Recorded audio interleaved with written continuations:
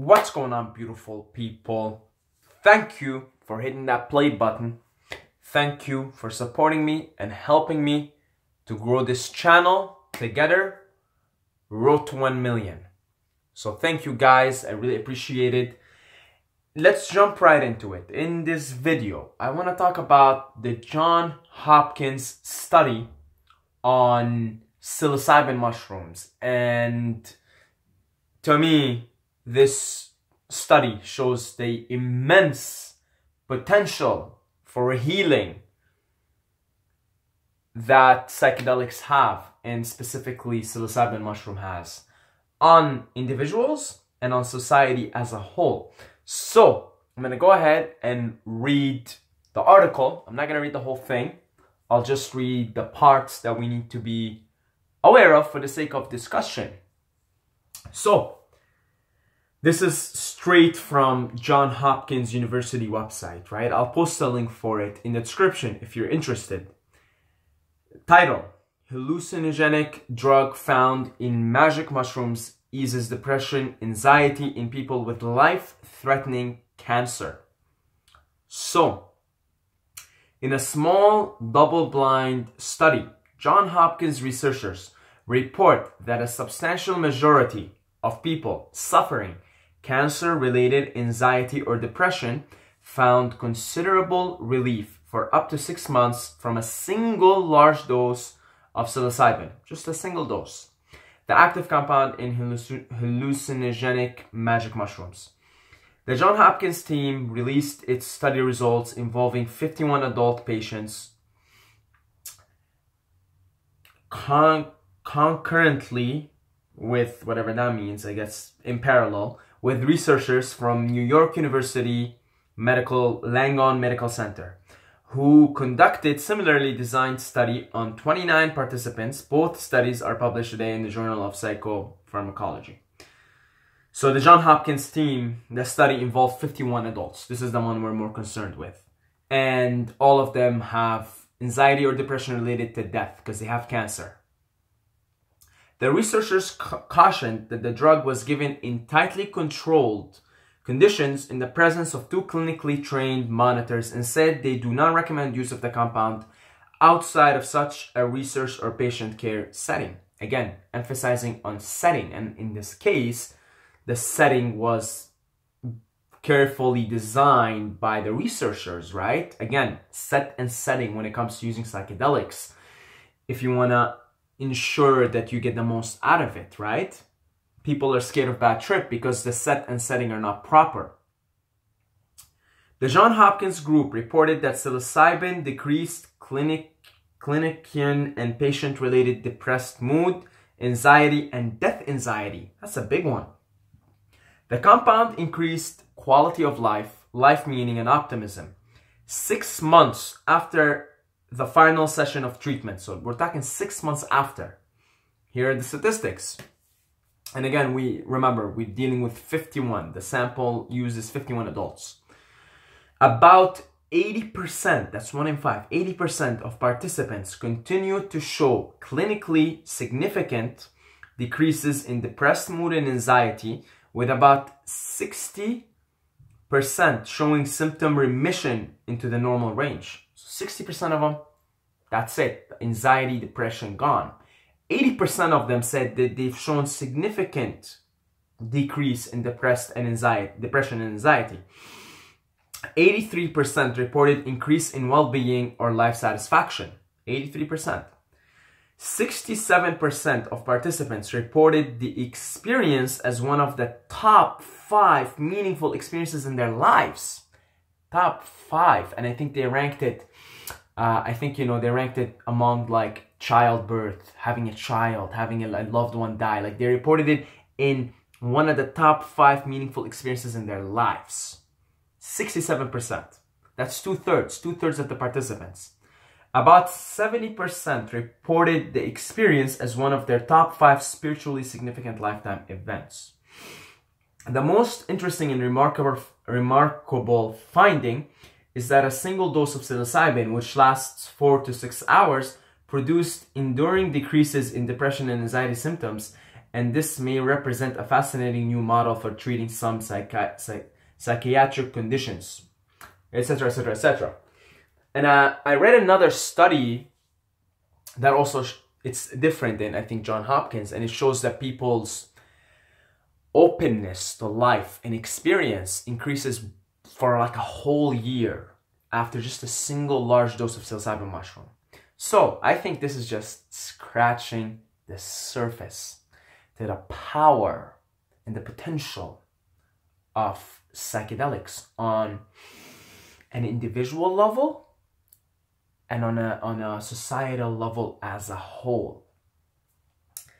And of course, there's always the emphasis on set and setting. Is having the right set going in the right setting. In this case, the setting was designed, I'm sure, in the most optimal way for the patients who are suffering cancer and they have anxiety and depression regarding death. So, lots of potential here. Lots of potential. There's this crazy idea, this crazy notion. It's crazy now. All ideas in the beginning are crazy. You know, the White brothers, when they wanted to create the airplane, they were crazy. That if we have these types of centers, medical centers, you have people that are trained, right? They go through courses, maybe get a degree on the history of psychedelics, on the chemistry, the biology, everything about them. And then they become certified, and then you have people coming in to have this experience in a supervised manner. Imagine what the world would be like. It's a crazy idea, right? But why is it crazy? Everybody's fucking jacked on Adderall now anyway, or coffee, or alcohol, or sugar. These are all drugs sanctioned by daddy, the government, right? What's so crazy about that? What's so crazy about having centers with people that are 100% certified and go through a rigorous training, and they'll initiate you. You come in, you're a young man, a young woman, and you come in anytime you want, and you get to experience this thing. And when you experience this thing, you take a course or something, right? You don't just go right away. You take a course, you learn about history, and then you decide, okay, I want to do it, I don't want to do it. Wow. Just wow. Wow. And it's, you know, it sounds crazy, but why is it crazy? Like I said, I mean, everybody's jacked up on coffee, everybody's jacked up on sugar, everybody's jacked up on alcohol on weekends, and everybody's jacked up on Adderall. And then, of course, antidepressants and all these meds and painkillers and all of that. I don't see that as crazy. I actually see it as reasonable, right? I see this as, it's a medicine. It's a medicine, right? I think of mushrooms, and I microdose LSD. When I take LSD, I look at it and I think of this. I'm like, I'm taking my medicine now. Yeah, it's medicine if you use it properly. But again, we can use it properly. And there you go. The John Hopkins study. You know, it's supervised. It's, you know, it's tightly controlled. Well, why can't we have that as a society then? I think if we were to do that, society would transform in a positive way so much more quickly than it is right now. And right now we're at the tipping point. We can go either way. And we might very well need the intervention of something. And that something could very well be psilocybin mushroom and LSD, psychedelics. What psychedelics do to me, now we've spoken about this objectively. Hopefully, you know, the argument is obvious. I don't need to make the argument. I just don't fucking need to sit here and make the argument. It's obvious. It really is. I'll talk a little bit about my experience, because they talked about how these patients have death-related anxiety and depression. And I'll give you guys a cool story. In February of 2017, I did 5 grams of mushrooms with a dear friend of mine, and he did 4 grams that day, I think, right? So high dosages. And we went to this place. It's a lake. It's a wonderful place. And we chilled there, and I busted my head playing, fell on the ice. We were playing with snowballs and we took our shirt off even though it was like -5, and we had a blast. We had a blast. And one of the things that I remember so well that has stuck in my mind, you know, because it was such a profound moment, it was the wisdom of the mushroom. It was the wisdom of the spirit. I picked up this beautiful piece of ice. You know, when ice, like when something is frozen, you know, I picked up this beautiful piece of ice. Now, mind you, I'm fucking loaded out of my head. I'm 5 grams. I'm loaded. So I'm not really in control. Things are just happening, and they're just happening. And I look at this thing, and I look at my friend, and I'm like, look how beautiful this thing is. And we sat there like 2 kids, you know, when kids get hypnotized into something, right? Because you become a kid on, especially you become a kid on mushrooms, honestly. So we're looking at this, we're like, oh dude, this is cool. And then I look at my friend, I'm like, I'm gonna take this home with me. This is so beautiful. Then the wisdom of the mushroom spoke. Not me, not this idiot in front of you. The wisdom of the mushroom spoke. I paused for a couple of seconds, and then I look at my friend, and I'm like, you know what? I'm putting this down. I can't get attached to this. It's beautiful. It's in the moment. We enjoyed it. We enjoyed its beauty, but I can't get attached to it. I have to put it down. And I grabbed this beautiful piece of ice, and I put it down. And we went on to keep playing with snowballs and have a snow fight, right? But I remember this moment so well because it's almost like the wisdom of the mushroom, this wisdom, this wise thing, this consciousness spoke and said, don't attach. This too shall pass. Change is the only constant in life. Even if you take this thing home, it's gonna melt. Even if you don't take it home, it's gonna melt. So just leave it. Don't get it. Why are you getting attached to it? You enjoyed its beauty in that present moment. It was the most wonderful thing. And it was beautiful. And it was right there in the moment. And it made you feel a certain way. But you can't attach to it. You can't, just because it's so beautiful, you can't, your ego can't attach to it. Like, I'm taking this home. This is piece of ice is mine. It's like, no. This too shall pass. Change is the only constant in life. And this is a recurring theme with psychedelics. This is why these people who have cancer reported decreased feelings of anxiety regarding death and just depression overall. And regarding death, because what psychedelics really try to deliver. 2 main messages, I think. Number 1, stay present in the moment. Number 2, nothing lasts, and change is the only constant in life. And there's nothing for you to worry about when you die, because your consciousness simply transforms, changes shape, changes form, but you're eternal. You go on to live forever. So what are you so afraid of? Why are you so afraid of death? Why are you so afraid of change when change is the only constant in life? When this very existence, this very life, this very simulation that we're in is built on the foundation of constant change and constant transformation. And so death is just simply a transformation of your consciousness into something else. And this is just a recurring theme every time I trip, every time. It's a psychedelic state of mind where you become very comfortable with change, because the psychedelic keeps telling you, it's okay.